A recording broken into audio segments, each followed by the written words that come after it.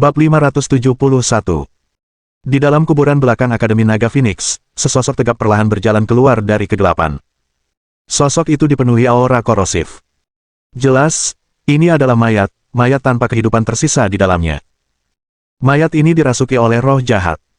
Itu adalah roh jahat dengan tingkat kultivasi alam penguasa tahap akhir, dan ia memiliki kesadaran yang sangat jahat. Ia terbangun dari tidurnya setelah merasakan aura yang penuh vitalitas. Tanpa ragu-ragu, ia langsung bergegas ke pinggiran luar kuburan belakang. Tak lama kemudian, ia muncul tidak jauh dari posisi Xiang Shaoyun.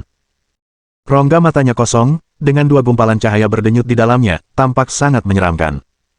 Tubuh yang masih muda. Akhirnya aku punya kesempatan untuk terlahir kembali, gumam roh jahat itu dengan gembira sambil menyerang Xiang Shaoyun. Namun sebelum ia sempat mendekati Xiang Shaoyun, boneka iblis penjara bawah menyerang tanpa ampun dan menghentikannya. Tak mau mundur, roh jahat itu berbenturan dengan boneka tersebut. Jelas, kekuatan roh jahat itu sebanding dengan boneka tersebut. Karena itu, Xiang Shaoyun berhenti berlatih dan berdiri. Melihat pertempuran itu, wajahnya sedikit muram sambil berkata, apakah ini zombie alam penguasa? Tidak, sepertinya bukan. Mayat yang dirasuki roh jahat itu tidak sekuat boneka tersebut. Setelah beberapa saat bertarung jarak dekat, mayat itu hancur. Roh jahat itu mengabaikan mayat tersebut dan terbang pergi sebelum menerkam Xiang Shaoyun. Serahkan tubuhmu, kata roh jahat itu sambil menyerbu ke arah kepala Xiang Shaoyun. Tanpa ragu-ragu, Xiang Shaoyun mengaktifkan kekuatan api Yun. Saat roh jahat itu mendekat, kekuatan api Yun melukainya, menyebabkan roh jahat itu segera mundur kesakitan. Sialan! Kau benar-benar memiliki api yang sangat kuat. Tapi itu tidak cukup untuk menghentikanku mengambil alih tubuhmu, kutuk roh jahat itu sebelum melarikan diri. Kekhawatiran samar muncul di hati Xiang Shaoyun saat ia melihat roh jahat yang melarikan diri. Ia tidak berani membiarkan roh jahat tingkat tinggi seperti ini masuk ke domain jiwa neternya. Meskipun rune hantu adalah musuh bebuyutan roh jahat, ia tetap takut akan terjadi kecelakaan. Jika roh jahat itu akhirnya mengambil alih domain jiwa neternya, ia akan berada dalam masalah besar. Meskipun boneka iblis penjara bawah tanah itu cukup kuat, ia tidak bisa berbuat apa-apa terhadap roh jahat yang tidak memiliki tubuh fisik. Setelah pergi, roh jahat itu pasti akan kembali dengan persiapan matang. Itulah sumber kekhawatiran Xiang Shaoyun. Lupakan saja. Aku memang tidak punya pilihan lain. Aku hanya harus menghadapi apapun yang menghadangku, kata Xiang Shaoyun pada dirinya sendiri. Tak lama kemudian, ia mendapati sejumlah besar kerangka bergerak mendekatinya. Seharusnya orang tahu bahwa kerangka-kerangka ini hanya boleh berada di wilayah mereka sendiri. Sekarang setelah mereka semua datang ke sini, jelas ini adalah ulah roh jahat itu. Lebih jauh lagi, beberapa kerangka ini bahkan bisa terbang. Setiap kerangka memiliki jejak kekuatan jiwa roh jahat itu. Situasinya semakin rumit, gumam Xiang Shaoyun, yang mulai merasa cemas. Tanpa ragu-ragu, dia menyimpan ketiga burung itu ke dalam lautan kosmos astral miliknya. Telah terbukti bahwa lautan kosmos astral mampu menyimpan makhluk hidup. Uang adalah bukti nyata dari hal itu. Dia juga melakukan hal yang sama dengan boneka iblis penjara bawah tanah.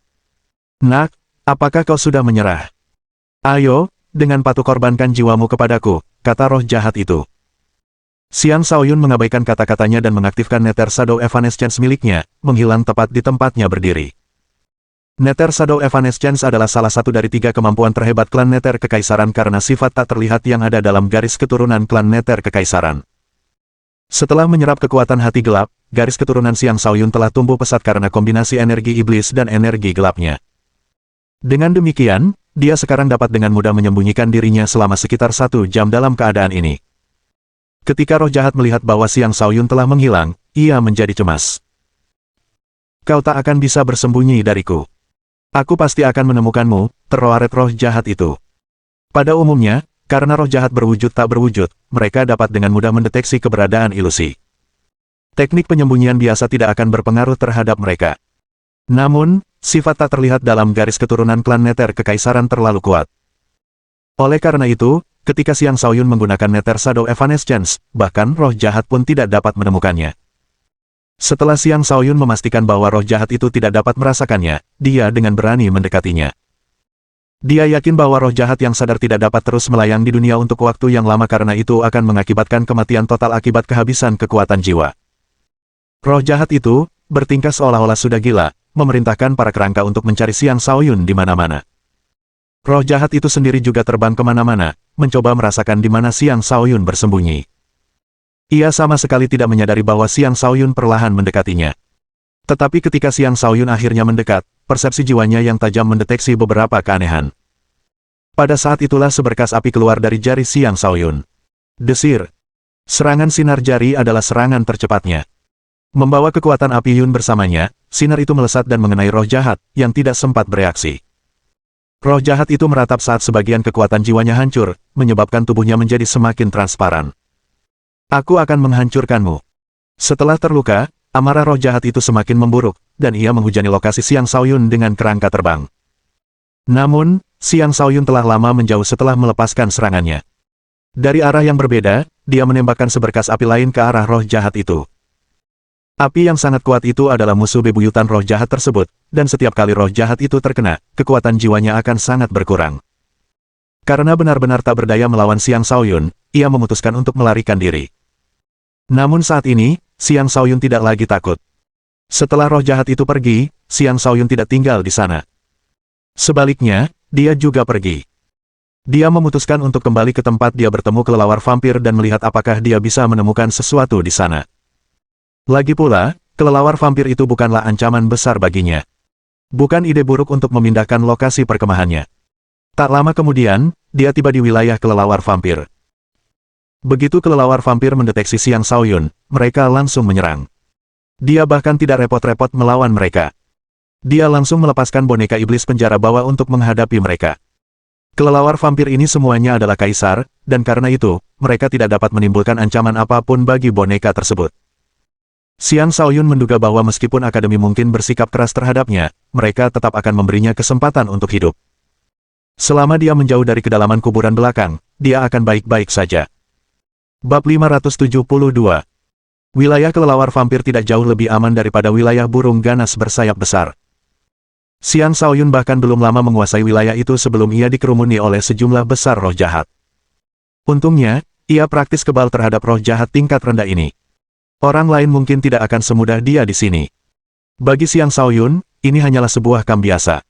Di tanah tandus seperti ini, selain bercocok tanam, ia tidak punya kegiatan lain. Saat ini, dengan jiwanya yang bersih, kemampuan pemahamannya telah berkembang ke tingkat yang baru. Dengan demikian, ia mampu dengan cepat menguasai teknik pertempuran gelap dan tanah yang telah ia latih sebelumnya. Setelah itu, ia mulai memurnikan esensi akar berusia 3.000 tahun. Esensi akar tersebut mengandung kekuatan kayu, dan terus-menerus memancarkan vitalitas yang kaya, kekuatan yang penuh kehidupan. Setelah memurnikan esensi akar, kultivasi Xiang Shaoyun mencapai puncak tingkat ke-8 alam langit melayang, dan dia akan mampu memasuki tingkat ke-9 kapan saja. Pada titik ini, dia memutuskan untuk mengerahkan seluruh kemampuannya dan memurnikan bola cairan beku berusia 1.000 tahun dan meteorit bercahaya itu juga. Kekuatan air melambangkan gelombang kelembutan yang tak berujung, mampu menahan kekuatan dengan kelembutan, mengandung kekuatan dan kelembutan sekaligus.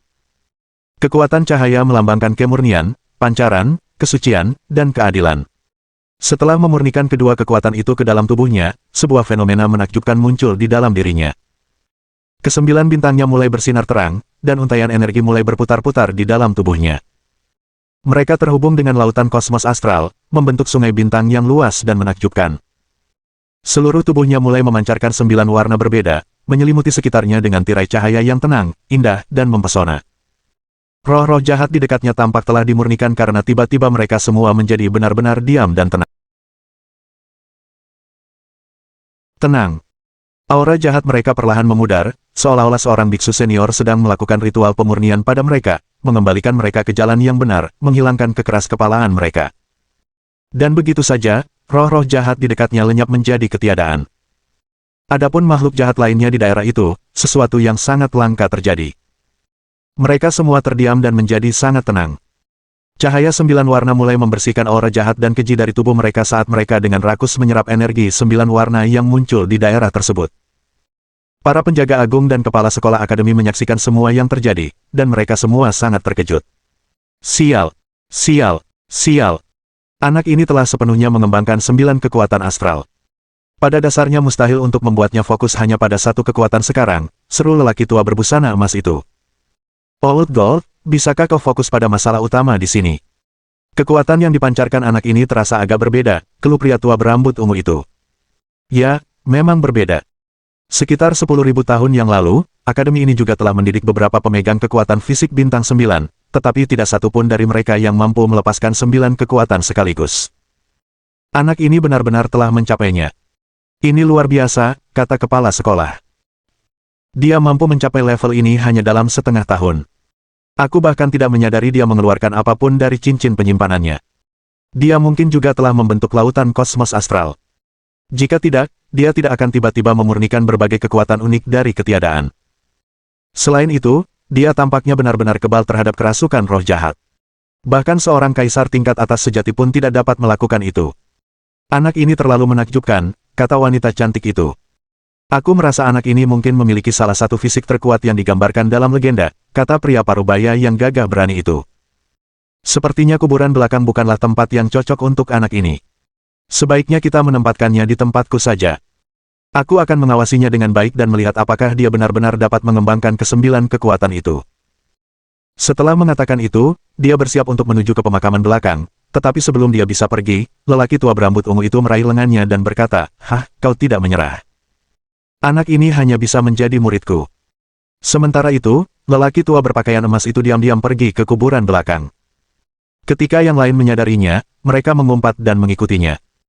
Mereka memiliki kecepatan luar biasa, langsung menempuh jarak yang jauh antara tempat mereka berada dan kuburan belakang. Tepat ketika mereka hendak masuk, seorang lelaki tua yang tampak lusuh keluar. Ia tampak sedang menyapu lantai di depan pintu masuk pemakaman belakang. Lelaki tua itu memiliki rambut perak panjang yang terurai di bahunya. Postur tubuhnya yang bungkuk tidak menyembunyikan fakta bahwa ia memiliki tubuh yang tinggi dan tegap. Saat menyapu lantai, ia bergerak perlahan dan lemah, namun ia tampak sangat serius. Tidak ada setitik debu pun yang terlihat di tanah. Ketika para penjaga agung melihat lelaki tua itu, mata mereka dipenuhi kekaguman. Mereka membungkuk hormat kepadanya sebelum memasuki pemakaman belakang. Tepat pada saat itu, lelaki tua itu berhenti menyapu lantai. Mulutnya tidak terbuka, tetapi sebuah suara gaib terdengar, kembali. Berhentilah mengawasi anak ini di masa depan. Aku tidak punya banyak waktu lagi. Izinkan aku memberi anak ini beberapa petunjuk dengan sedikit waktu yang tersisa. Jika diperhatikan dengan saksama, orang akan menyadari bahwa lelaki tua itu sebenarnya buta. Namun, matanya yang kosong seolah memancarkan kekuatan yang tak terlukiskan, yang tak seorang pun berani menatapnya langsung. Ekspresi terkejut yang luar biasa terpancar dari wajah para penjaga agung ketika mereka mendengar kata-katanya. Mereka telah tinggal di akademi selama bertahun-tahun, namun mereka belum pernah sekalipun mendengar lelaki tua itu berbicara. Mereka tahu bahwa dia adalah senior tertua di akademi dan pernah memberikan kontribusi besar bagi akademi. Dia buta, tuli, dan bisu. Sejak para penjaga agung ini bergabung dengan akademi, lelaki tua ini telah menjaga pemakaman belakang. Semua orang memanggilnya sebagai tetua penjaga makam. Tak seorang pun dari mereka tahu berapa lama ia telah hidup, namun kontribusi besar yang telah ia berikan kepada akademi layak mendapatkan rasa hormat mereka. Tak satu pun dari mereka yang dapat melihat kekuatan sebenarnya dari lelaki tua itu. Terkadang, mereka bahkan curiga bahwa lelaki tua itu adalah manusia biasa karena kurangnya energi astral di sekitarnya. Namun, ia telah hidup selama bertahun-tahun, melampaui umur manusia biasa. Hal itu memberi mereka perasaan bahwa ia telah mencapai tingkat di mana ia telah meninggalkan kerumitan dan kembali ke kesederhanaan aslinya. Namun, ia juga memancarkan aura kematian yang pekat, seolah-olah ia akan mati kapan saja. Terlepas dari itu, para penjaga agung ini semua tahu bahwa tetua ini jelas lebih kuat dari mereka. Seharusnya mereka tahu bahwa mereka semua telah tinggal di akademi selama puluhan ribu tahun. Karena itu, keterkejutan mereka dapat dimengerti karena ini adalah pertama kalinya mereka mendengar lelaki tua itu berbicara setelah sekian lama. Mereka dapat merasakan bahwa meskipun tetua itu buta, ia tampaknya mengetahui segala sesuatu yang mereka lakukan. Selain itu, teknik rahasia yang ia gunakan untuk berbicara sebelumnya bukanlah teknik yang dapat digunakan orang biasa. Mereka ingin menolak, namun mereka bahkan tidak mampu menyuarakan keberatan mereka. Mereka saling bertukar pandangan, masing-masing ragu-ragu apakah akan mengambil inisiatif dan mengajukan keberatan. Pada saat itu, tetua penjaga makam berkata, "Pergilah tanpa khawatir. Aku tidak akan membimbingnya lebih dari setengah tahun. Setelah itu, siapapun di antara kalian dapat menerimanya sebagai murid. Aku tidak akan ikut campur." Bab 573. Tetua penjaga makam menjelaskan dengan sangat gamblang bahwa ia hanya akan membimbing Xiang Shaoyun selama setengah tahun. Setelah itu, ia tidak akan lagi ikut campur dalam urusan Xiang Shaoyun. Pada saat yang sama, ia menyatakan bahwa ia tidak akan menerima Xiang Shaoyun sebagai murid dan para tetua tidak perlu khawatir tentang hal itu. Bisa dikatakan bahwa tetua penjaga kuburan itu sangat rendah hati, terutama mengingat status dan kekuatannya jauh lebih tinggi daripada para penjaga agung tersebut. Para penjaga agung itu pasti sangat bodoh jika masih menolaknya dalam situasi seperti itu. Kami akan menuruti perintah penjaga makam, kata para penjaga agung sambil membungkuk sebelum pergi. Ketika mereka kembali ke Batu Putih tempat mereka mengamati Xiang Shaoyun, mereka melihat pemandangan itu untuk terakhir kalinya sebelum dengan berat hati menghapusnya. Purple tua, menurutmu apa yang sedang direncanakan penjaga kuburan itu? Tanya lelaki tua berpakaian emas itu. Bagaimana mungkin aku tahu, kata lelaki tua berambut ungu itu. Maksudku, apakah penjaga kuburan akan mengizinkan anak itu untuk terus mengembangkan 9 kekuatan atau dia hanya akan menyuruh anak itu mengembangkan 1 kekuatan saja? Tanya lelaki tua berpakaian emas itu. Tidak ada cara untuk mengetahuinya, kata pria parubaya yang gagah berani itu sambil mengusap dahinya. Kepala sekolah berkata, penjaga kuburan telah menyaksikan lebih banyak hal daripada kita semua. Dia tahu apa yang dia lakukan, dan dia akan membuat pilihan terbaik. Tunggu saja. Selain itu, beberapa penerus yang layak juga muncul dari angkatan ini. Saya perlu kembali dan fokus pada mereka. Kita tidak bisa membiarkan orang-orang dari akademi lain memperhatikan mereka. Lalu dia pergi. Yang lain pun pergi satu persatu. Waktu berlalu, dan di pemakaman belakang, Xiang Shaoyun telah mencapai alam langit tingkat 9 akhir sebagai hasil dari pemurnian bola air yang membeku dan meteorit bercahaya. Selain itu, akumulasi dari semua kekuatan berbeda yang telah dia murnikan sebelumnya dan fenomena unik yang muncul di dalam tubuhnya juga berkontribusi pada peningkatan tingkat kultivasinya. Mengapa fenomena 9 warna itu terjadi? Itu disebabkan oleh 9 bintang di dalam tubuhnya mencapai semacam keseimbangan yang menciptakan resonansi di antara ke-9 bintang tersebut.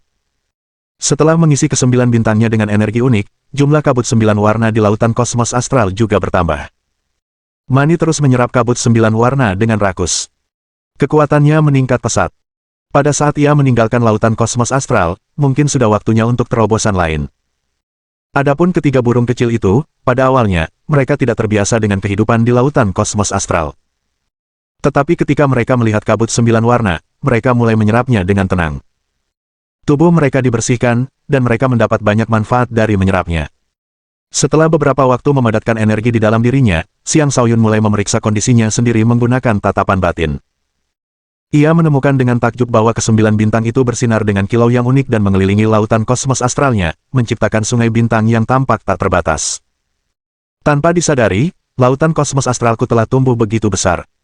Aku khawatir bahkan seorang penguasa alam fondasi jiwa pun tidak dapat menyaingiku dalam hal lautan kosmos astral, gumam Xiang Shaoyun dengan bangga. Tak lama kemudian, ia mengalirkan 9 energi itu ke seluruh tubuhnya sekali, dan dengan melakukan itu, ia membenamkan dirinya dalam kekuatan yang baru diperolehnya dan dipenuhi dengan kepuasan. Ia membuka matanya, memperlihatkan tatapan yang begitu tajam sehingga seolah mampu membelah langit, begitu terang sehingga segala sesuatu tampak redup jika dibandingkan. Indra-indranya kini telah meningkat lebih jauh dari sebelumnya. Seolah-olah tidak ada apapun di sekitarnya yang dapat luput dari indranya.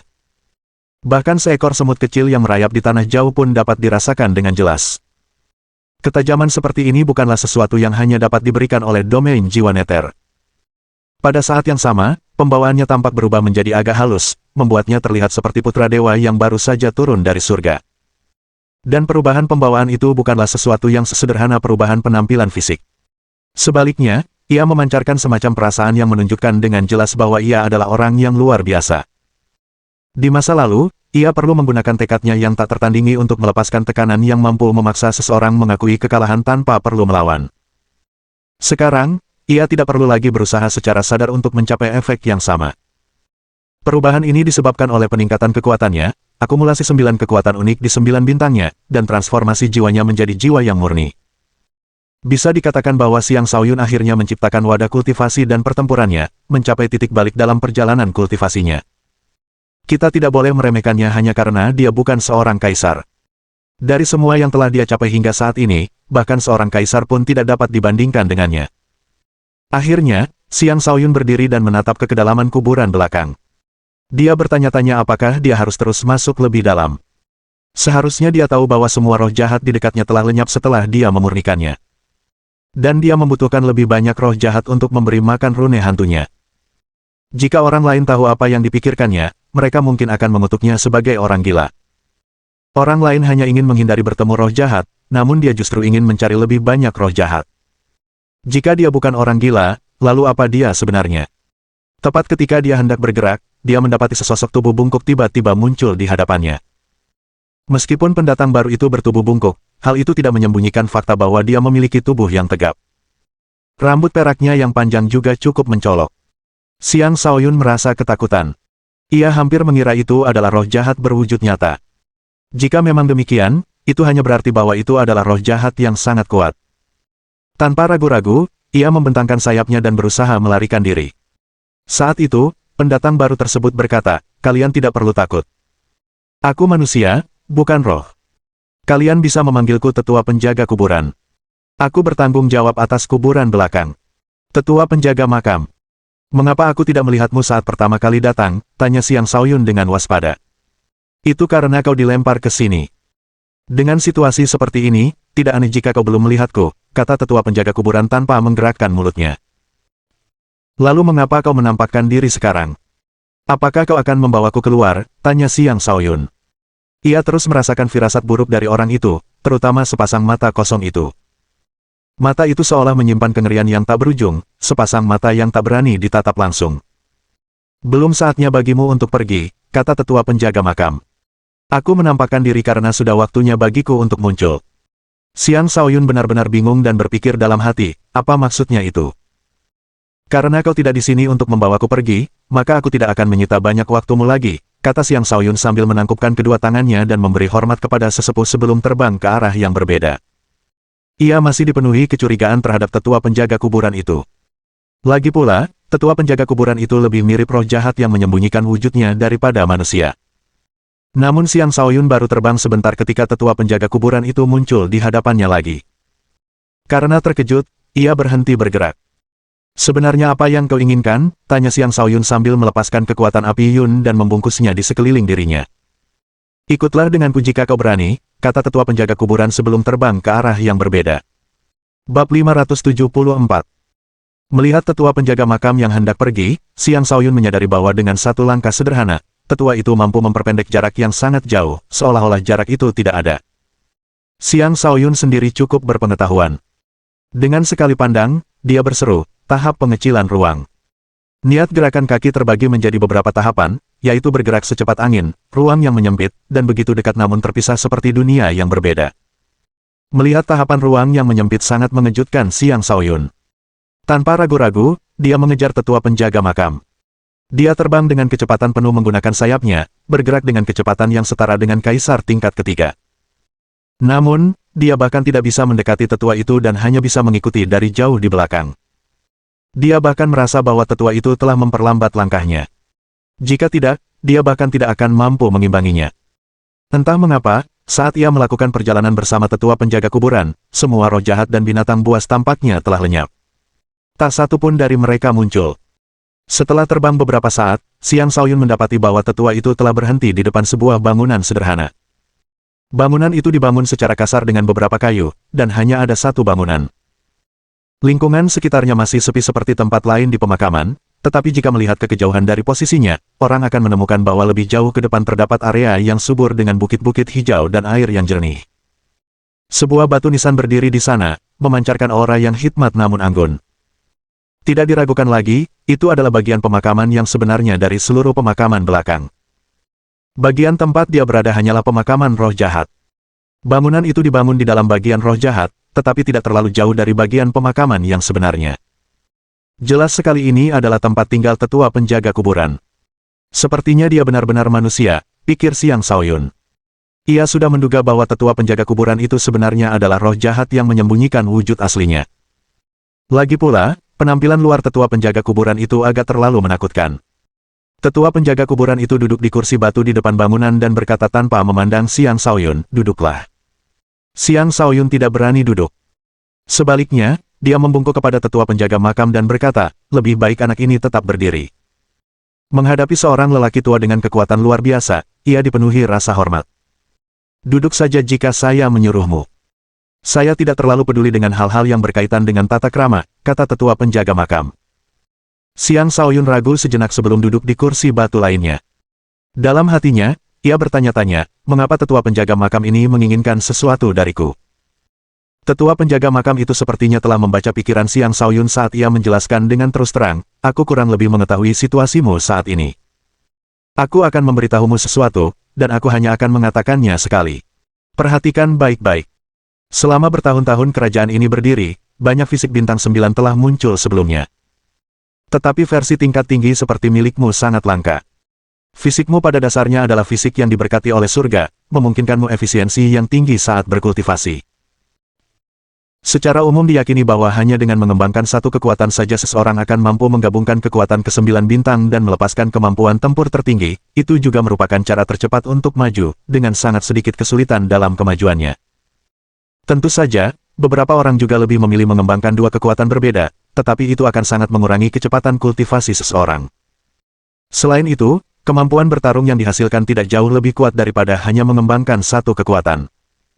Satu-satunya manfaat adalah mendapatkan kemampuan untuk menggunakan kedua kekuatan dan saling melengkapi untuk efek yang unik. Adapun mengembangkan 3 kekuatan atau lebih, itu adalah pilihan yang hampir tidak akan dilakukan siapapun, hal itu terutama karena seseorang yang melakukannya akan kekurangan kemampuan untuk menggunakan semua kekuatan yang berbeda secara bersamaan, sehingga mengakibatkan kemampuan bertarung yang lebih rendah. Tentu saja, ada orang-orang yang menolak mengakui kekalahan dan bersikeras mengembangkan berbagai kekuatan, dan semuanya berakhir dengan tragis. Satu-satunya tipe orang yang mampu mengembangkan 5 kekuatan adalah mereka yang memiliki fisik astral primal. Fisik ini memberikan seseorang fisik bawaan dengan 5 bintang dari 5 kekuatan yang berbeda.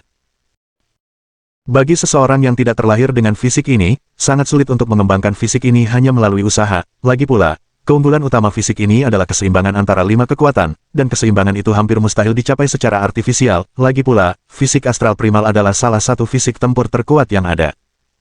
Mengenai fisik bintang 9, sangat sulit untuk menyeimbangkan 9 kekuatan yang berbeda. Namun, ada legenda kuno yang mengklaim bahwa fisik legendaris yang dikenal sebagai fisik surgawi 9 langit, juga dikenal sebagai fisik astral primal utama, memang ada. Ini adalah fisik yang memberikan seseorang kemampuan bawaan untuk menyerap 9 energi astral yang berbeda, mencapai sesuatu yang tidak dapat dicapai orang lain. Konon, wujud ini hanya dimiliki oleh dewa kuno yang terlibat dalam penciptaan dunia, dan dewa kuno itu juga merupakan leluhur kita manusia, dialah pencipta alam semesta, langit, dan bintang-bintang di atas kita. Selama bertahun-tahun, banyak manusia telah mencoba menciptakan seseorang yang sebanding dengan dewa kuno. Anak-anak dengan fisik bintang 9 diminta untuk mengembangkan 9 kekuatan berbeda. Kami, Akademi Naga Phoenix, juga pernah melakukan itu. Kami menyebutnya proyek pengembangan fisik terkuat. Namun, semuanya berakhir dengan kegagalan.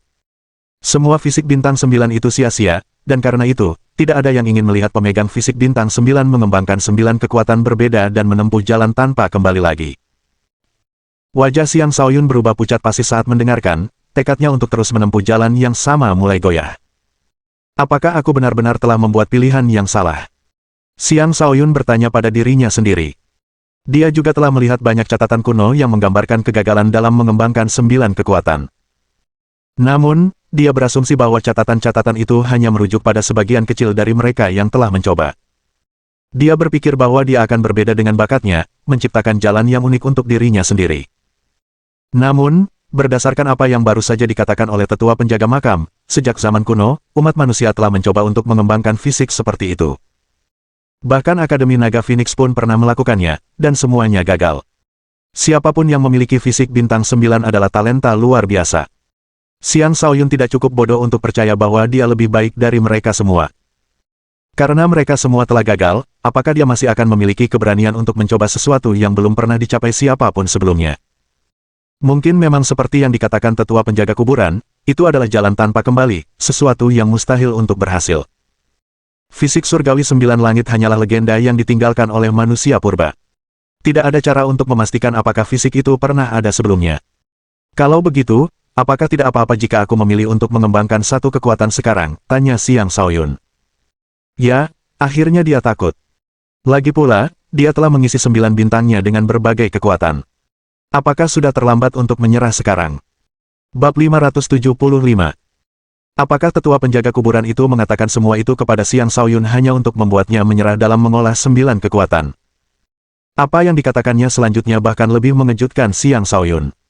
Aku tidak mengatakan semua itu agar kau menyerah dalam mengembangkan 9 kekuatan. Aku hanya ingin kau tahu betapa sulitnya jalan ini dan memberimu kesempatan lain untuk membuat pilihanmu, kata tetua penjaga makam. Xiang Shaoyun sama sekali tidak menduga kata-kata itu. Dia mengira sesepuh itu hanya mencoba membujuknya untuk menyerah dan fokus hanya pada satu kekuatan saja. Namun sekarang, tampaknya sesepuh itu masih mendukungnya untuk mengembangkan 9 kekuatan. Hal itu sangat membingungkannya. Xiang Shaoyun termenung, tak tahu harus berkata apa. Ia yakin sepenuhnya bahwa tetua penjaga makam itu mengatakan yang sebenarnya, namun ia tak bisa menerima begitu saja menyerah pada jalan yang telah dipilihnya. Apa pilihan terbaiknya? Perbedaan antara kedua pilihan itu bagaikan langit dan bumi. Keduanya adalah pilihan ekstrim dari arah yang berlawanan. Dia duduk di sana merenung selama 3 hari 3 malam. Selama waktu itu, dia tetap tak bergerak dan diam, matanya terpejam dalam pikiran. Tetua penjaga kuburan duduk di sampingnya dan tidak terburu-buru. Pada saat ini, ketiga burung di lautan kosmos astral tiba-tiba mulai menangis. Mereka tidak lagi sekecil sebelumnya, dengan sayap mereka mencapai panjang sekitar 2 meter. Dari betapa gembiranya mereka terlihat, jelas bahwa mereka telah mengalami terobosan lagi. Selama setengah tahun terakhir tinggal di lautan kosmos astral, mereka tampaknya telah mengalami terobosan berkali-kali. Xiang Shaoyun pernah mencoba membebaskan mereka dari lautan kosmos astral agar mereka bisa bernapas lega di dunia luar. Tetapi mereka lebih memilih tinggal di lautan kosmos astral yang sempit daripada pergi. Dia sudah lama tahu bahwa ketiganya telah banyak diuntungkan dari kabut 9 warna. Itulah mengapa mereka menolak untuk pergi. Bahkan, mereka berperilaku persis seperti Mani.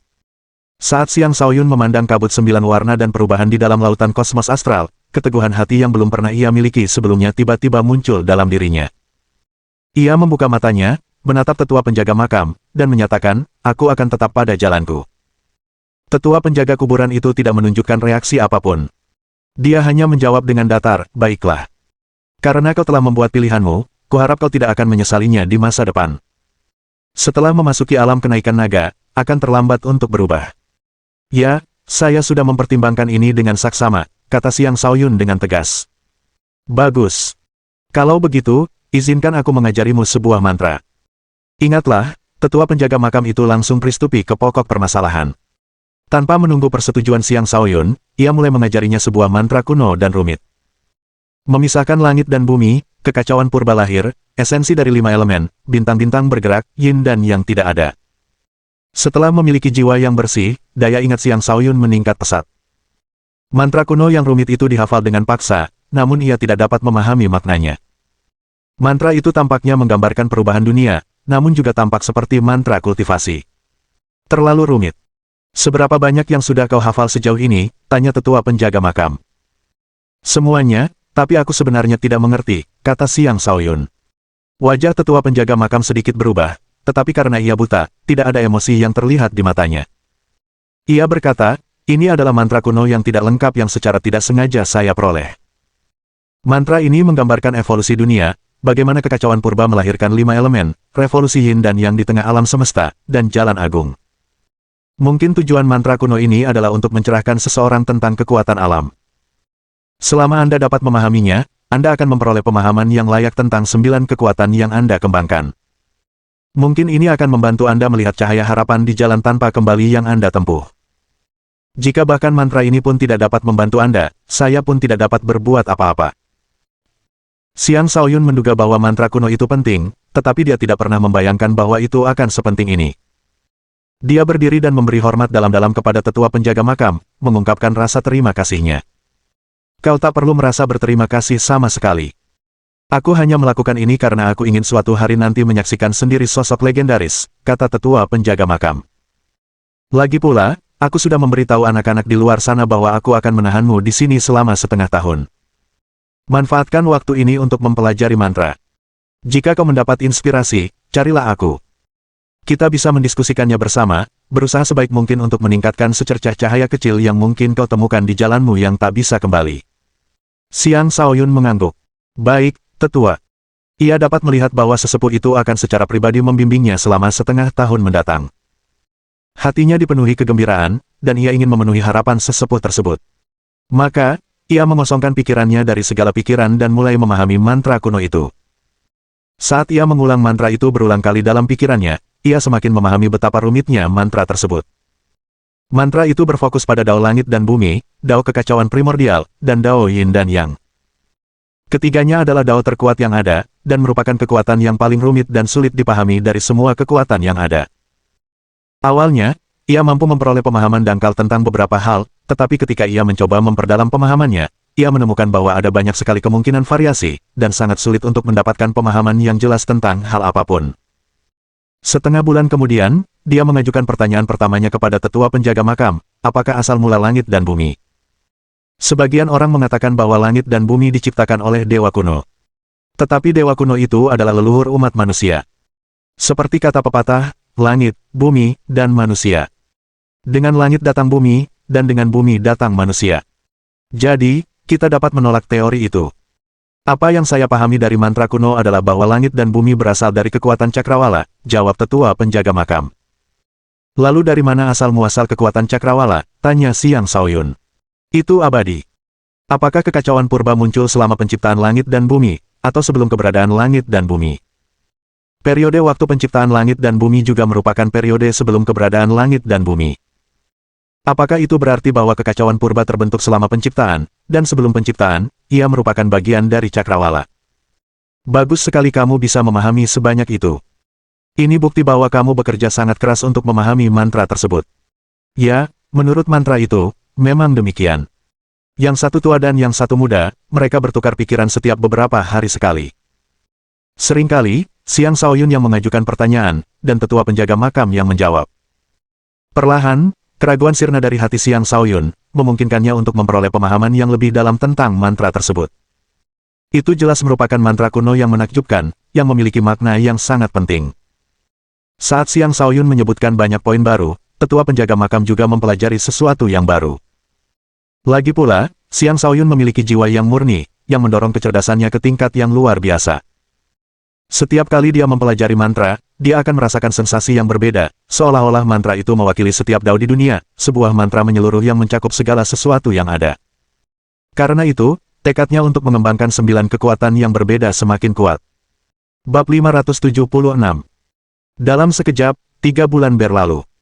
Selama 3 bulan itu, Xiang Shaoyun tidak pernah meninggalkan tetua penjaga makam sekalipun. Setiap kali ia merasa mulai memahami inti dari mantra kuno tersebut, ia akan menemukan sesuatu yang baru, yang membuatnya terus melanjutkan penjelajahannya tanpa henti. Bahkan sesepuh penjaga kuburan pun tercengang saat berpikir, mungkin memang ada harapan bagi anak ini untuk berhasil. Baiklah. Pemahamanmu tentang mantra saat ini tidak lebih rendah dari pemahamanku. Kedepannya, kau harus terus memahaminya sendiri, kata tetua penjaga makam. Selanjutnya, tunjukkan padaku teknik bertarungmu. Lalu dia memberi isyarat ke arah acak. Sekumpulan tulang bangkit dan berjalan mendekat. Jangan panggil bonekamu, dan lawan mereka dengan kekuatanmu sendiri, kata tetua penjaga makam. Xiang Shaoyun mengangguk dan menyerang kelompok kerangka itu. Dia tidak lagi merasa cemas seperti saat pertama kali tiba. Dia juga penasaran seberapa banyak peningkatan yang telah dia capai setelah beberapa bulan berlatih, karena sekarang dia telah mencapai puncak alam langit tingkat 9. Meskipun dia sebenarnya tidak terlalu fokus pada basis kultivasinya dalam 3 bulan terakhir, kekuatannya masih terus meningkat. Pertumbuhan pasif itu mulai terjadi setelah dia mengisi 9 bintangnya dengan energi. Itulah mengapa fisiknya dianggap sebagai fisik yang luar biasa. Tanpa baju besi berat yang terus-menerus menekannya, pertumbuhannya akan jauh lebih cepat. Saat dia mendekati para kerangka, dia mulai menggunakan semua teknik pertempuran yang dia ketahui. Tinju petir. Wujud harimau putih. Jari penjara yang kejam. Xiang Shaoyun praktis menunjukkan semua teknik pertempuran yang dia ketahui. Dia menyerang kerangka-kerangka itu berulang kali, menjatuhkan mereka berkali-kali. Namun, jumlah mereka terlalu banyak. Dia tidak bisa menghancurkan mereka sepenuhnya, dan sepertinya jumlahnya tak ada habisnya. Karena itu, melawan mereka sangat melelahkan. Untungnya, Xiang Shaoyun memiliki fondasi yang kokoh yang memungkinkannya menjadi lebih kuat semakin lama ia bertarung. Ia bahkan menggunakan tarian kekacauan ciptaannya sendiri. Meskipun tidak ada energi yang beredar di sekitar tubuh kerangka, setiap kali mereka menyerang, mereka tetap akan menciptakan aliran energi. Xiang Shaoyun mampu menangkap aliran energi yang sangat kecil itu dengan akurat, memungkinkannya untuk menghadapi semua serangan yang datang dengan tepat dan tetap tidak terluka. Selama pertempuran, Ia menemukan bahwa kepekaan inderanya telah meningkat lebih dari 5 kali lipat dan setara dengan kultivator alam kenaikan naga tingkat akhir.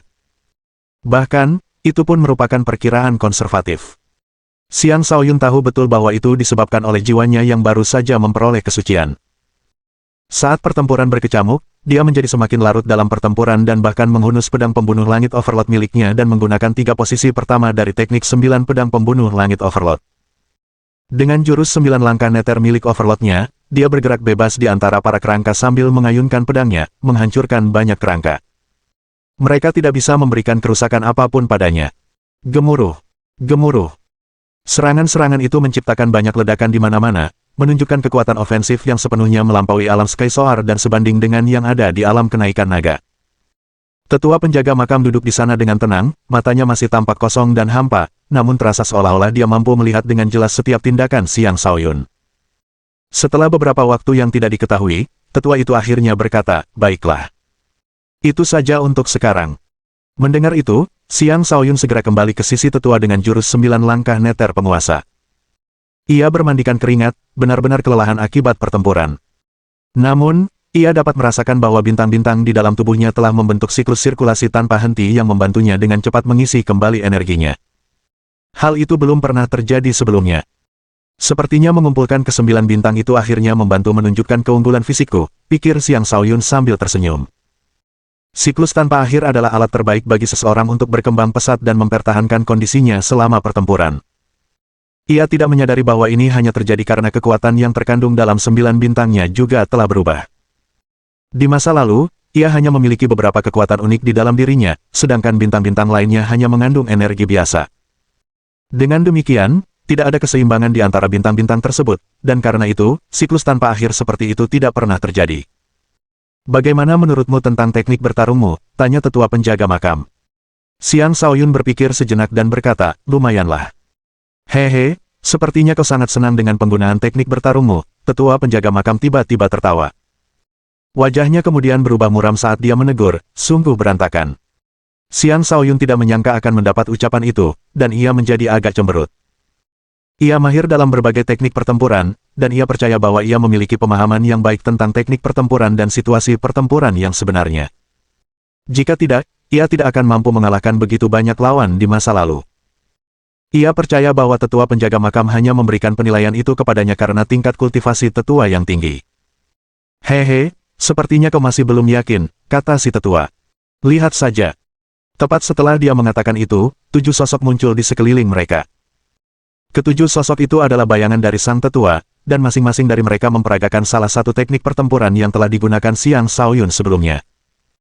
Xiang Shaoyun memfokuskan perhatiannya pada 7 sosok tersebut, dan awalnya, ia merasa apa yang mereka lakukan tidak berbeda dengan apa yang ia lakukan. Namun semakin lama ia mengamati, semakin ia merasa khawatir. Patung-patung itu jelas-jelas mendemonstrasikan teknik persis yang dia gunakan saat melawan para kerangka, namun kekuatan yang mereka tunjukkan jauh lebih besar dibandingkan versi yang dia buat. Sebagai perbandingan, jika Xiang Shaoyun dianggap mahir dalam teknik-teknik tersebut, maka penguasaan sang tetua atas teknik-teknik tersebut dapat dianggap sempurna. Menggunakan teknik yang sama dengan penerapan kekuatan yang berbeda dan beberapa penyesuaian kecil lainnya telah sepenuhnya mengubah kehebatan teknik-teknik tersebut. Versi teknik yang digunakan Xiang Shaoyun dikembangkan sesuai dengan materi pembelajarannya. Bisa dikatakan bahwa ia menampilkan versi yang sesuai dengan buku teks. Adapun tetua penjaga makam, versinya fleksibel, dan setiap perubahan yang dilakukannya tampaknya mampu mendorong kekuatan mereka hingga puncaknya. Kesimpulannya, perubahan yang dilakukan oleh sang sesepuh tidak hanya memperkuat teknik-teknik tersebut tetapi juga menyederhanakannya dan menjadikannya lebih cerdas, sehingga teknik-teknik tersebut dapat mengalir bersamaan dengan lancar. Ia menampilkan bentuk-bentuk sempurna dari teknik-teknik tersebut. Bab 577. Barulah saat itu Xiang Shaoyun mengerti bahwa dia pantas mendapat ucapan, "Benar-benar kacau," dari tetua penjaga makam. Teknik pertempuran yang ditampilkan oleh bayangan tetua penjaga makam bahkan tidak digunakan bersamaan dengan energi astral apapun. Hanya bentuk-bentuk tekniknya saja yang ditampilkan, namun itu sudah cukup untuk membuat Xiang Shaoyun merasa rendah diri.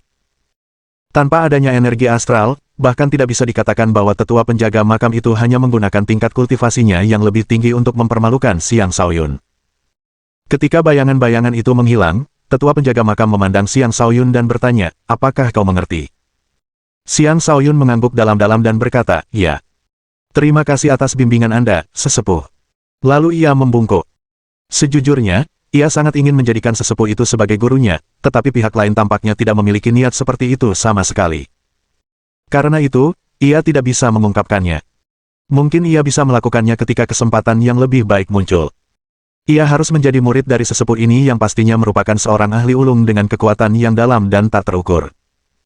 Sekarang giliranmu untuk mendemonstrasikan teknik bertarungmu sekali lagi, kata tetua penjaga kuburan sambil mengendalikan kerangka-kerangka itu untuk menyerang lagi. Xiang Shaoyun bahkan belum sempat mencerna sepenuhnya apa yang baru saja dipelajarinya, namun ia sudah harus mulai bertarung lagi. Ia hanya bisa menguatkan diri dan menyerang para kerangka itu.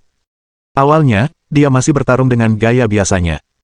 Namun secara bertahap, gambaran tentang bagaimana tetua penjaga kuburan menggunakan tekniknya muncul di benaknya, memungkinkannya untuk sedikit mengubah cara bertarungnya.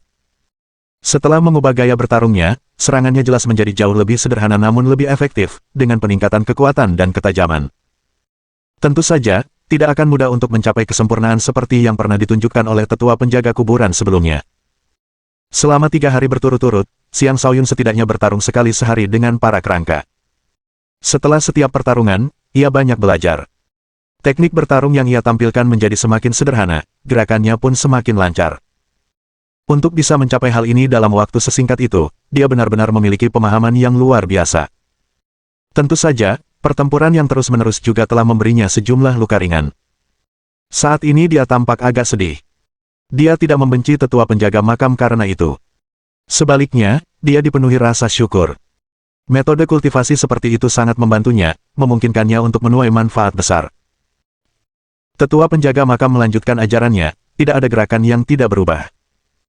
Sama seperti teknik prediksi gerakan yang kau gunakan, setiap gerakan yang dapat mengalahkan lawan dengan cara yang paling sederhana dan efektif adalah gerakan terkuat. Jangan terjebak oleh keterbatasan posisi. Dengan membatasi diri seperti itu, kau hanya akan kesulitan mencapai tahap mengubah kompleksitas menjadi kesederhanaan. Inilah Dao Detail.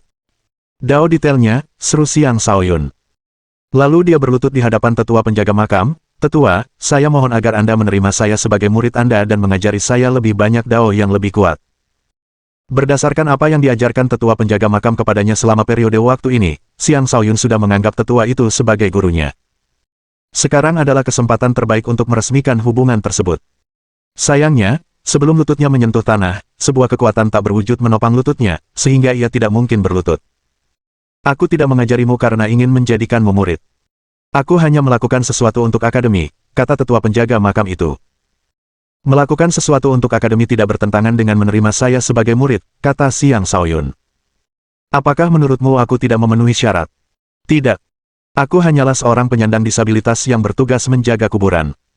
Kualifikasi tidak penting di sini. Terutama karena jalur kultivasiku tidak cocok untukmu dan aku terbatas dalam hal yang bisa kuajarkan padamu. Aku tidak ingin menyia-nyiakan masa depanmu," kata tetua penjaga kuburan sambil menghela napas. "Baiklah, mari kita bicarakan tentang teknik prediksi gerakanmu." Xiang Shaoyun kecewa mengetahui bahwa tetua itu tidak berniat menerimanya sebagai murid. Namun, ia segera mengubah pola pikirnya dan mulai menceritakan kepada tetua penjaga makam tentang teknik ciptaannya sendiri. Tetua penjaga makam juga memberikan beberapa pendapat kepadanya, yang memungkinkannya memperoleh pemahaman baru tentang teknik yang diciptakannya sendiri. Berdasarkan apa yang dikatakan tetua penjaga makam, teknik tersebut tidak dapat diklasifikasikan sebagai teknik pertempuran. Sebaliknya, dalam arti tertentu, itu adalah teknik taktis. Yang disebut teknik taktis adalah teknik yang bekerja mirip dengan cara permainan catur berlangsung, di mana pengetahuan tentang lawan memungkinkan seseorang untuk meraih kemenangan.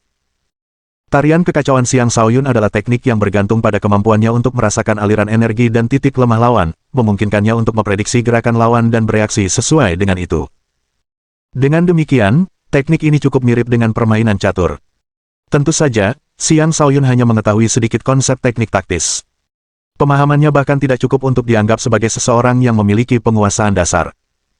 Menurut tetua penjaga makam, pernah ada seorang ahli yang mampu mencapai tahap mengetahui sebelum lawannya.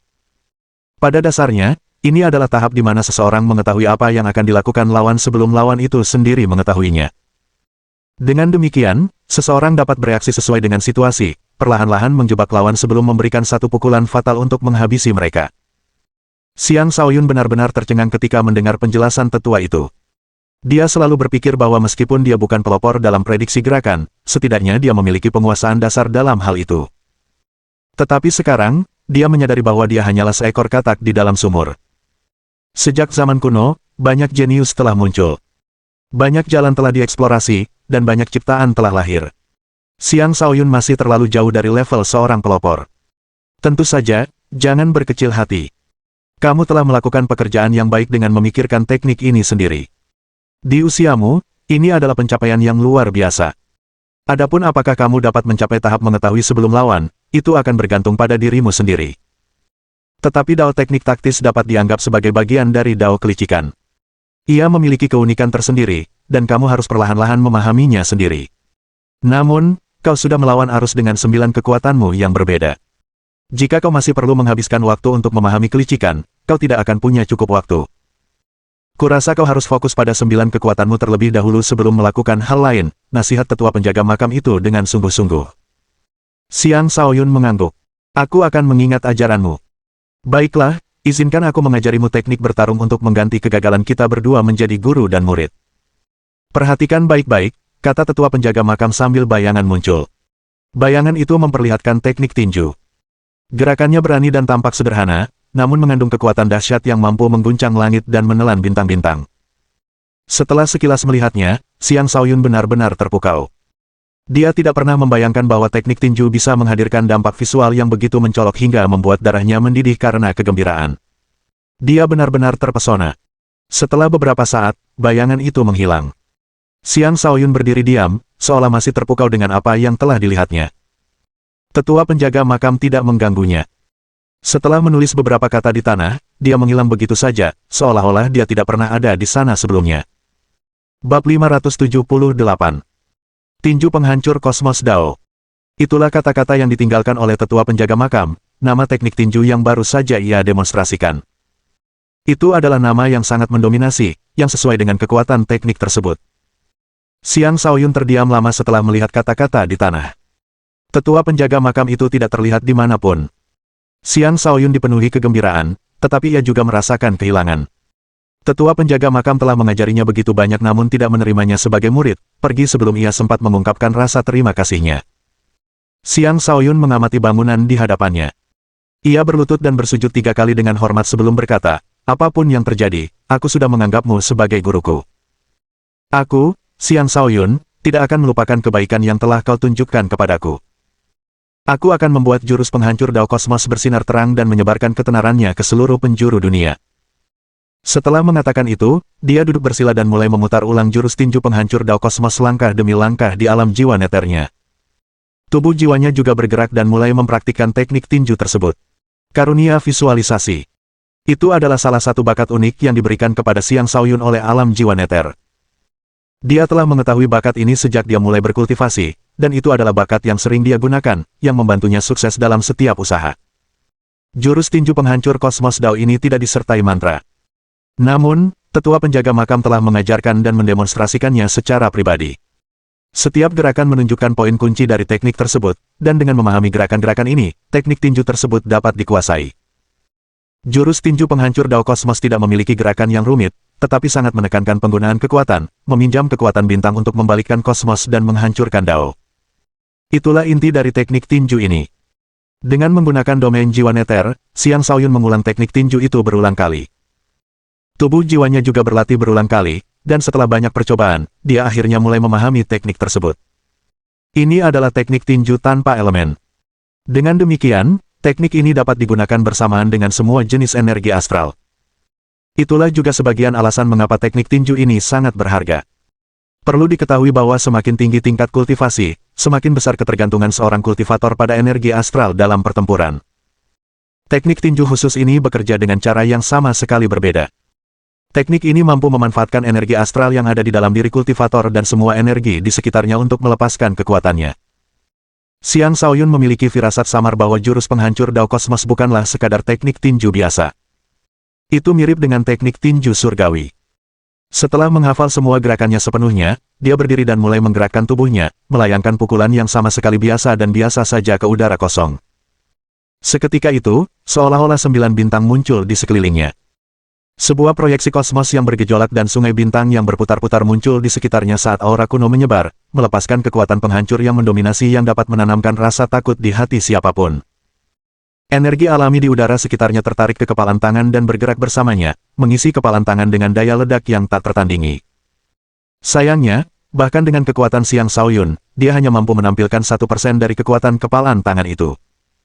Namun, sedikit kekuatan itu saja sudah cukup untuk membuat kagum kaisar manapun yang ada. Xiang Shaoyun mengacungkan tinjunya berulang kali, gerakannya berani, menghancurkan kerumitan dengan kesederhanaan, memancarkan kesombongan yang luar biasa. Dia baru berlatih kultivasi dalam waktu singkat, namun dia telah menghabiskan banyak energi. Tingkat kelelahannya sebanding dengan teknik pedang pembunuh langit 9 penguasa, bahkan mungkin lebih tinggi. Ia pun duduk untuk memulihkan diri. Tiba-tiba, ia teringat kabut 9 warna di dalam tubuhnya dan bertanya-tanya apa yang akan terjadi jika ia mengerahkan kekuatan kabut itu ke tinjunya. Dengan pikiran itu, ia tak bisa menahan rasa ingin tahunya dan segera berdiri lalu menyerbu tumpukan tulang itu. Ketika mereka merasakan kedatangannya, mereka berubah bentuk menjadi kerangka dan mengeroyoknya. Tinju penghancur kosmos Dao. Dengan raungan, Xiang Shaoyun mengeluarkan kabut 9 warna dari dalam lautan kosmos astralnya, menyelimuti dirinya dengan pancaran 9 warna, membuatnya tampak dipenuhi energi. Saat dia melayangkan pukulan ke arah kerangka-kerangka itu, kekuatan penghancur di sekitar tinjunya melonjak sementara proyeksi 9 bintang di sekitarnya semakin tajam. Badai dahsyat yang tampaknya mampu menghancurkan bintang-bintang menerjang. Serangkaian ledakan meletus saat sejumlah besar kerangka berubah menjadi bubuk. Perlu diketahui bahwa kerangka-kerangka ini terbuat dari tulang kelas penguasa yang sebanding dengan senjata kaisar tingkat atas dalam hal ketangguhan. Bahkan, beberapa senjata penguasa pun akan kesulitan untuk menghancurkannya secara langsung. Xiang Shaoyun sendiri telah merasakan sendiri ketangguhan tulang-tulang itu. Namun sekarang, setelah mengaktifkan jurus penghancur Dao Kosmos dengan kabut 9 warnanya, tulang-tulang itu menjadi sangat rapuh, langsung hancur menjadi bubuk halus oleh pukulannya. Itu terlalu mengejutkan. Bahkan dia berdiri di sana dengan tercengang sambil menatap hamparan bubuk putih yang luas di hadapannya. Haha, ketekunanku untuk mengembangkan 9 kekuatan memang benar. Xiang Shaoyun akhirnya pulih dari keterkejutannya dan mulai tertawa terbahak-bahak. Kabut 9 warna itu terbentuk dari 9 kekuatan berbeda, yang mengandung kekuatan kehidupan dan kehancuran. Mungkin itulah rahasia utama dari kultivasi 9 kekuatan. Kesadaran itu membuat Xiang Shaoyun sangat gembira. Lagi pula, dia telah ragu-ragu sejak mendengar narasi tetua penjaga makam, tidak tahu kemunduran macam apa yang menantinya. Tetapi setelah sekali lagi menyaksikan kehebatan kabut 9 warna, dia mendapatkan kembali harapan dan tidak lagi merasa begitu kehilangan arah tentang masa depannya. Dia sekarang yakin bahwa pilihannya benar. Mungkin orang lain gagal karena mereka tidak mampu membentuk kabut 9 warna di lautan kosmos astral mereka seperti dirinya. Maka, Xiang Shaoyun menghabiskan hari-harinya mempelajari mantra kuno dan jurus penghancur Dao Kosmos setiap hari. Dia juga mulai membentuk lebih banyak kabut 9 warna di dalam dirinya dengan kekuatan 9 bintangnya. Kabut 9 warna di dalam dirinya menjadi sangat tebal sejak ia menyerap energi astral yang terkumpul selama penilaiannya. Dan dengan pertumbuhan kekuatannya baru-baru ini, lautan kosmos astralnya telah meluas secara signifikan, memungkinkannya untuk mengumpulkan sejumlah besar kabut 9 warna di dalam dirinya. Selain itu, setelah mengisi ke-9 bintangnya dengan 9 kekuatan unik, ia mampu membentuk siklus tak berujung di dalam dirinya yang terus-menerus mengisi kembali energinya. Dengan demikian, ia tidak perlu lagi khawatir bahwa kabut 9 warna itu akan habis sepenuhnya sebelum ia dapat melakukan banyak hal dengannya. Setelah menghabiskan sekitar 2 bulan untuk berlatih kultivasi, basis kultivasinya kini sangat kuat, mendorongnya ke puncak alam Sky Soar. Dia hanya perlu menyelesaikan pembentukan aura naganya dan dia akan dapat dengan mudah memasuki alam kaisar. Pada saat itulah Akademi akhirnya mengirim beberapa orang untuk membawanya keluar. Xiao Wei tidak termasuk di antara mereka. Sebaliknya, mereka adalah para penjaga agung. Tentu saja, Xiang Shaoyun memiliki ekspresi yang agak tidak menyenangkan ketika melihat para penjaga agung. Bagaimanapun, mereka telah mencoba membuatnya melukai dirinya sendiri dan memulai kembali kultivasinya dengan fokus pada satu kekuatan. Kali ini, ketika para penjaga agung melihat Xiang Shaoyun masih mengolah 9 kekuatan, mata mereka dipenuhi dengan perasaan campur aduk. Akhirnya, mereka menahan diri dan bahkan tidak menyebutkan untuk membuatnya fokus pada satu kekuatan. Sebaliknya, kepala sekolah menyuruhnya pergi. Bab 579. Sejauh ini, para rekrutan baru telah memasuki akademi selama 1 tahun. Selama periode waktu ini, banyak murid yang telah meraih ketenaran, dan peringkat 100 murid teratas juga telah dirilis. Peringkat tersebut dikenal sebagai daftar naga Phoenix, dan setiap murid dalam daftar tersebut adalah seorang jenius yang luar biasa. Dari 100 murid, para murid jenius tersembunyi, Bai Lixiao sang pendekar pedang tersenyum menempati peringkat pertama. Zhan Wushuang sang kaisar tinju menempati peringkat kedua, Yu Ziyang putra suci klan Yu menempati peringkat ketiga, Ouyang Chuanqi dari klan Ouyang menempati peringkat keempat, Huang Wuji dari dinasti Senja menempati peringkat kelima, Yu Kei di gadis suci klan Yu menempati peringkat keenam, Han Chenfei dari istana Gletser menempati peringkat ketujuh, Xiao Xie dari istana pedang pemutus menempati peringkat kedelapan, Long Xi menempati peringkat ke-9, Ye Linshan menempati peringkat ke-10, dan seterusnya. 8 murid pertama kurang lebih sama, yaitu 8 orang terkuat yang memiliki kekuatan luar biasa. Sementara itu, Long Xi dan Ye Linshan berhasil masuk ke dalam 10 besar. Keduanya menunjukkan bakat luar biasa selama penilaian. Mereka memiliki fisik elemen bawaan bintang 8 tingkat tinggi, setara dengan fisik Dilin. Dilin belum mampu masuk 10 besar dan bahkan tidak termasuk dalam 20 besar. Saat ini ia menempati peringkat ke-39. Namun satu-satunya alasan untuk itu adalah karena tingkat kultivasinya yang relatif rendah karena usianya. Dengan waktu 1 atau 2 tahun lagi, ia akan mampu naik peringkat lebih tinggi. Adapun Ho Sudong, ia berada di peringkat 100 teratas, sementara orang-orang seperti Ditong dan Tang Longfei bahkan tidak termasuk dalam 100 teratas. Kita harus mengetahui bobot dari daftar peringkat ini. Penempatan tersebut semuanya didasarkan pada prestasi para murid baru setelah 1 tahun kerja keras. Beberapa murid yang gagal masuk dalam 100 besar bukan berarti mereka lebih lemah, mereka hanya tidak secemerlang mereka yang ada dalam daftar. Tentu saja, banyak murid yang bekerja keras untuk suatu hari nanti masuk dalam daftar tersebut. Hanya dengan masuk dalam daftar, mereka akan dijamin status tertentu di antara banyak jenius di wilayah tersebut. Sepanjang tahun itu, Tang Longfei, Lady Sura, dan Ning Wenhuang telah berlatih keras. Tang Longfei kini adalah kultivator alam kenaikan naga tahap pertama, dan jika diurutkan di antara semua murid, ia berada di peringkat 5.000 teratas.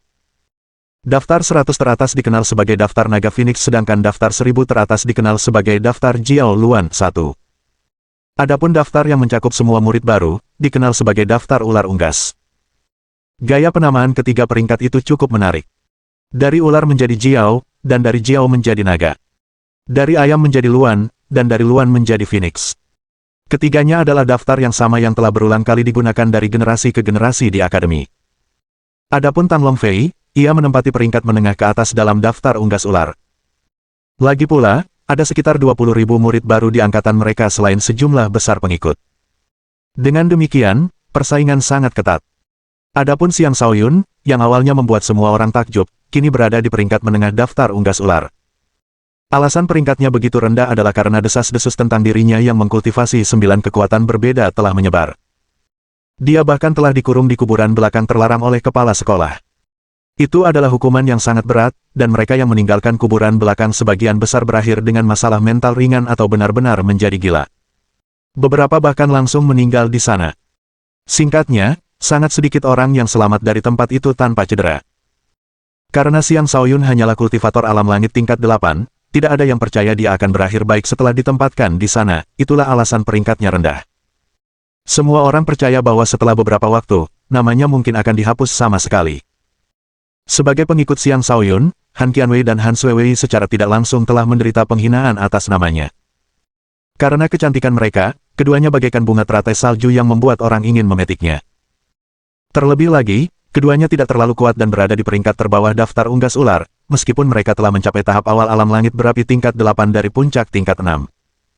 Di mata para jenius itu, mereka masih sama sekali tidak berarti. Karena itu, keduanya menjadi mangsa banyak pria yang ingin menjadikan mereka milik mereka. Bagi mereka, menjadikan kedua gadis itu sebagai pelayan adalah pilihan yang layak. Di mata mereka, mereka bahkan tidak pantas disebut sebagai kekasih. Hal itu membuat kedua saudari itu merasa sangat terhina, dan kepercayaan diri mereka hancur total. Saat itu, mereka masih bercita-cita menjadi wanita Xiang Shaoyun, tetapi sekarang, sepertinya mereka bahkan tidak layak menjadi wanitanya. Kesadaran itu telah mengubah harapan mereka, dan jika Xiang Shaoyun dapat pergi dengan selamat, mereka akan dengan rela melayani sebagai pengikutnya tanpa mengharapkan lebih. Hanya ketika mereka berhasil menyamai seseorang seperti Lady Sura barulah mereka mempertimbangkan untuk menjadi wanitanya. Perlu diketahui bahwa aura naga Lady Sura telah mencapai 90% kesempurnaan. Dia hampir menjadi kaisar, dan dengan fisik suranya, dia berada di peringkat yang cukup tinggi dalam daftar unggas ular dan tidak terlalu jauh dari memasuki daftar Jiao Luan. Fisik Sura adalah fisik unik yang tidak lebih buruk daripada fisik elemen bawaan dari para makhluk aneh itu. Dengan demikian, jelas bahwa Lady Sura akan memiliki masa depan yang cerah. Terlebih lagi, dia juga seorang murid inti. Karena itu, dia sekarang memiliki villa sendiri. Dia juga menempatkan saudari-saudari klan Han di vilanya, memungkinkan mereka untuk berlatih di sana. Jika tidak, mungkin tidak akan ada yang tersisa dari para saudari itu. Lagi pula, pertarungan pribadi tidak dilarang di Akademi Naga Phoenix. Selama seseorang tidak membunuh atau melukai lawan, tidak akan ada yang mempermasalahkan pertarungan pribadi. Mereka yang bergabung dengan salah satu faksi di Akademi akan menerima perlindungan dari faksi tersebut, dan itu akan berfungsi sebagai kekuatan pencegah. Jika anggota faksi menjadi sasaran seseorang, faksi tersebut akan bekerja sama melawan penyerang. Untuk saat ini, Lady Sura dan para saudari klan Han belum bergabung dengan faksi manapun. Waktu menunggu mereka hampir habis, dan jika mereka masih tetap tanpa faksi setelah ini, masalah akan datang menghampiri. Dilin memimpin sebuah faksi bernama Aliansi Di, dan faksi ini terus-menerus membuat masalah bagi Nyonya Sura dan para saudari klan Han. Hari ini, Yisuan tiba di villa Nyonya Sura bersama 7 orang lainnya dari Aliansi Di. Yisuan bergabung dengan Akademi sebagai murid biasa. Kemudian, ia bertemu dengan Dilin dan berhasil memikatnya hingga menjadi anggota Aliansi Di. Tidak diketahui bagaimana ia mendapatkan restu Dilin, tetapi ia mampu dengan cepat menjadi salah satu ajudan terpercaya Dilin. Dengan demikian, statusnya di dalam Aliansi Di dengan cepat menjadi luar biasa. Dia sudah lama menyukai para saudari klan Han. Dia ingin memiliki mereka untuk dirinya sendiri, membuat Xiang Shaoyun kesal dengan membuatnya kembali merasakan pengalaman kehilangan wanita-wanitanya. Tentu saja, alasan utamanya melakukan ini adalah agar dia bisa melampiaskan kemarahan Dilin pada Xiang Shaoyun. Seseorang dengan status Yisuan seharusnya tidak memenuhi syarat untuk memasuki area tempat tinggal murid inti. Namun, kali ini di sisinya ada Yue Huangquan, seorang murid inti yang peringkatnya lebih tinggi dari Lady Sura di daftar ular unggas. Dia sangat dekat untuk memasuki daftar Jiao Luan dan memiliki tingkat kultivasi alam kenaikan naga tahap pertama. Dialah juga alasan mengapa kelompok itu dapat tiba dengan lancar sebelum villa Lady Sura. Di sana, Yisuan langsung menendang pintu hingga terbuka, tanpa menunjukkan rasa takut sedikitpun. Keluarlah sekarang juga, Nyonya Sura. Hari ini, aku akan membawa gadis-gadis klan Han pergi bersamaku, teriak Yisuan dengan berani. 1. Jiao adalah makhluk mirip naga dalam mitologi Tiongkok, yang umumnya digambarkan sebagai makhluk yang lebih rendah dari naga sebenarnya. Luan adalah burung mirip Phoenix dalam mitologi Tiongkok, juga umumnya digambarkan sebagai makhluk yang lebih rendah dari Phoenix sebenarnya. Bab 580.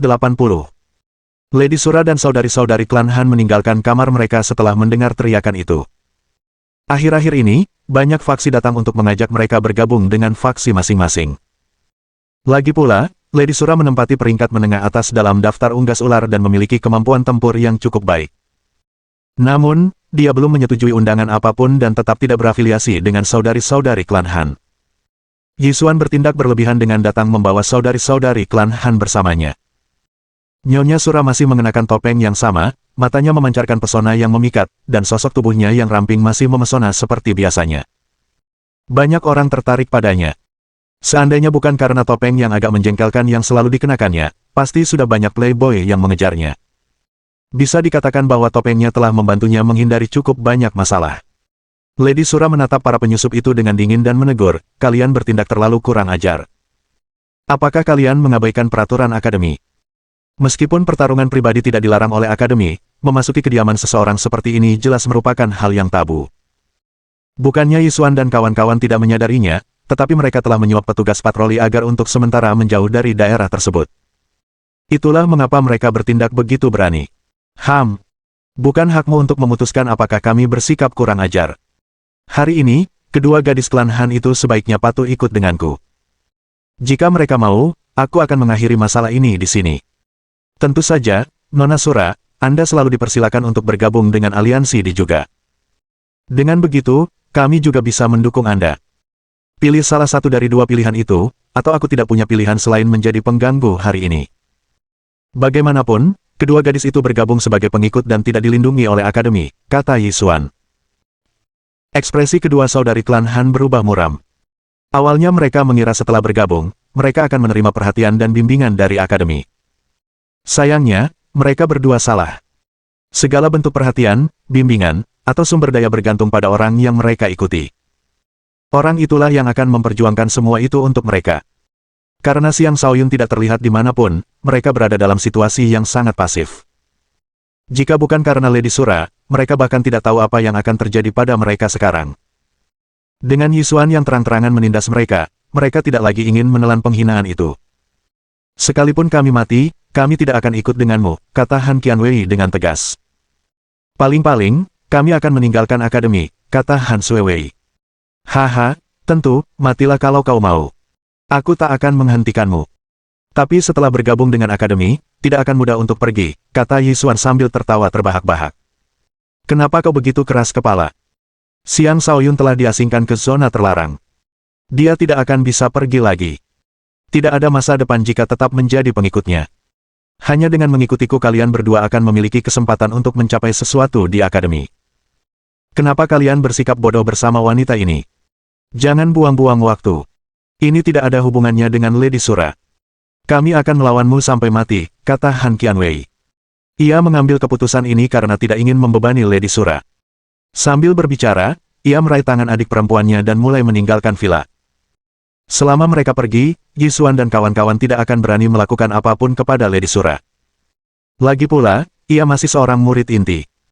Namun tepat saat mereka hendak pergi, Lady Sura menghentikan mereka dan berkata dengan acuh tak acuh, sebelum Shaoyun menampakkan diri, kalian tidak diizinkan meninggalkan tempat ini. Nyonya Sura, mari kita pergi. Kami hanya akan membawa masalah bagi Anda, kata Han Qianwei. Jika aku takut akan masalah, aku tidak akan membawa kalian ke sini sejak awal, kata Lady Sura. Kemudian dia menghunus senjatanya dan menatap kelompok Disang dengan dingin. Ayo lawan. Jika kalian tidak membunuhku hari ini, mari kita lihat siapa yang akan menderita pada akhirnya setelah aku membuat masalah ini menjadi besar. Lady Sura siap mengambil risiko. Karena itu, dia tidak takut membuat keributan besar. Itu satu-satunya cara untuk mencegah mereka membuat lebih banyak masalah baginya. Kakak senior Yue, saya harus merepotkan Anda untuk menangani gadis ini. Mari kita akhiri pertempuran ini secepat mungkin, kata Yisuan dengan hormat. Pemuda di sampingnya memiliki fitur wajah yang lembut, memegang pedang berbentuk es, mengenakan baju zirah dari kulit ular, dan memancarkan aura yang menyeramkan dan dingin. Siapapun yang menjadi sasarannya akan merasa sangat tidak enak badan, seolah-olah orang itu telah digigit ular berbisa. Nyonya Sura, jadilah kekasihku. Aku menyukaimu, kata Yue Huangquan sambil menatap tubuh menggoda Nyonya Sura dengan tatapan penuh nafsu. Berbeda dengan yang lain, Yue Huangquan kurang peduli dengan penampilan seseorang. Sebaliknya, dia menyukai seseorang seperti Nyonya Sura yang misterius dan menggoda. Itulah mengapa dia rela mengambil risiko membawa Yisuan dan yang lainnya ke kediamannya. Bisa dikatakan bahwa Yisuan dan Yue Huangquan berada di sini karena alasan mereka masing-masing.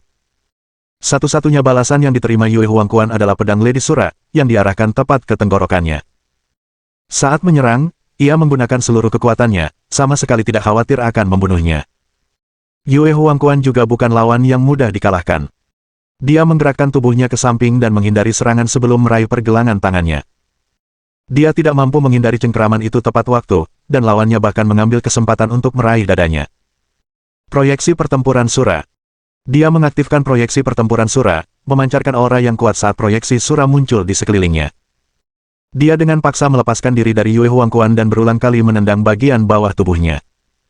Namun, Yue Huangquan menunjukkan kekuatan seorang ahli yang melebihi Lady Sura dalam daftar unggas ular. Dengan gerakan kaki seperti ular, dia menghindari tendangan dan mengirimkan aura kaisar untuk menekan Lady Sura.